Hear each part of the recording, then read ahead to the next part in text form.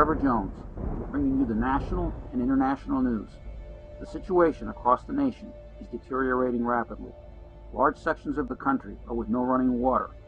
There are shortages of food and fuel, and most people have no electrical power. Many stores are closed, and we have reports from several large cities of armed gangs roaming the streets looking for water, food, fuel, and anything else of value. There have been riots in many of the major cities across the world. This crisis appears to have created a total breakdown of social order across the globe. How did all of this happen? How did we get to the point of total collapse of order across all of the major nations on this planet? Let me walk you through our sad story and unraveling of life as we knew it. My name is Jeff, and I live in a beautiful and comfortable home with my wife Diane. Things seem to be so good. We truly lived a good life. We had a beautiful backyard.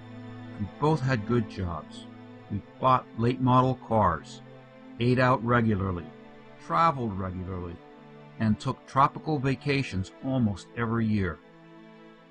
This was a time of great abundance and happiness, and we were so caught up with this life that we were blissfully unaware of the pressures that were building in the U.S. and world economies.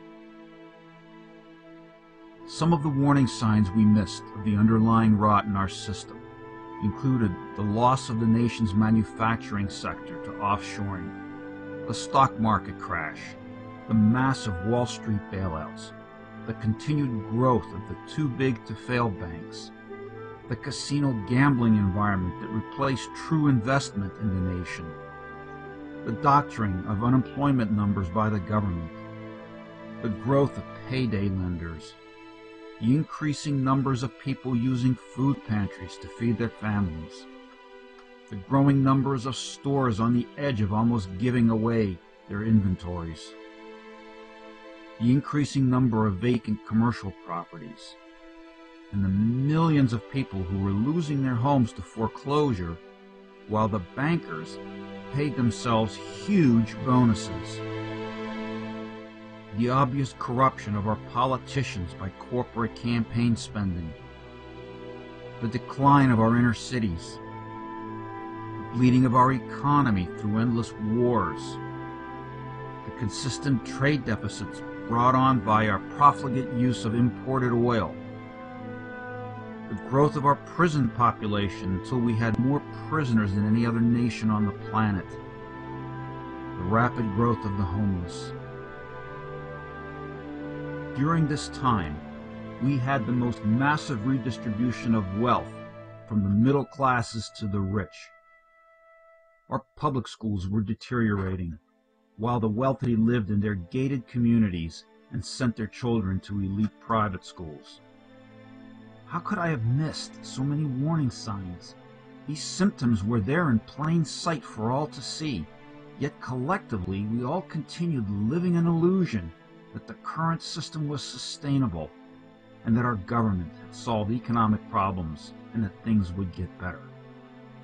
Should we be surprised that our friends and neighbors lost their jobs while we actively seek to buy the cheapest foreign-made products rather than those made in the USA?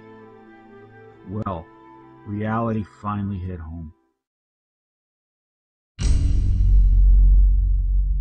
While driving home from work, I stopped to get gas for the car. It seemed like the line was moving unusually slowly. It turns out that the gas station was no longer accepting credit cards and would only sell gas for cash. I tried another station, but it was not selling any gas.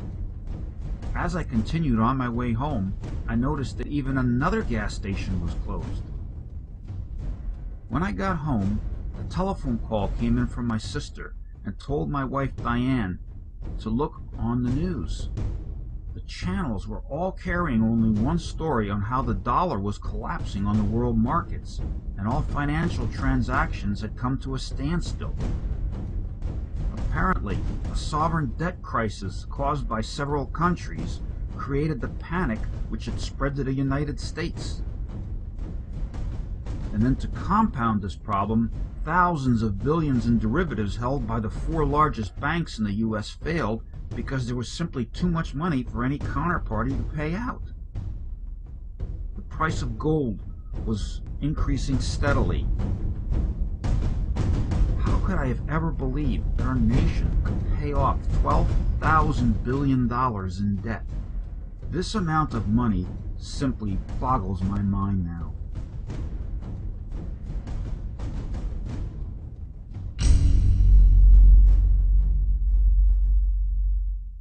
A neighbor visits us and warns us that a run is taking place at the supermarket.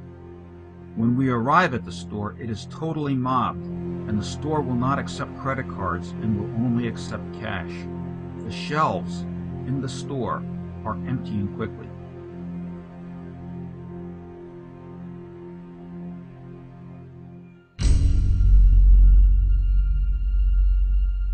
The news tells us that some banks are closed. Others have withdrawal limits of $200. There are increasing food and fuel shortages. Many stores have now closed, and those that are open are out of canned goods, batteries, fuel, and other staples. The stock market has been in free fall for 3 full days, and it was closed early today to provide some breathing room. Gun stores are reporting huge sales and are almost out of ammunition and firearms. Some gun stores are no longer accepting cash and will only accept gold or silver for payment. I am starting to get really worried that things are unraveling far too quickly.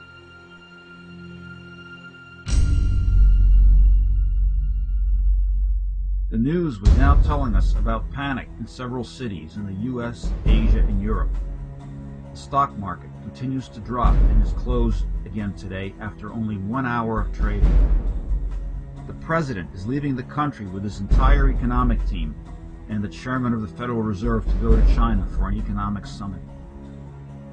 I find it interesting that the influence of China has grown because of their vast currency reserves, and that they are hosting this summit and not the U.S. The government has declared a bank holiday and all banks are now closed. No one can get to their money or safe deposit boxes. We are starting to run short of food. My brother has temporarily moved in with us and brought some food with him. My wife's mother has also moved in with us. The news tells us that the food distribution network is barely functioning and that many pension funds have failed. Most stores are now closed, and it looks like no one is going to work. I was on the commuter rail line, and these stations that are normally filled with people going to work to the city were eerily empty, and it leaves me feeling very unsettled. There are fewer and fewer cars on the road now, because it seems like most gas stations are closed and fuel is very difficult to find.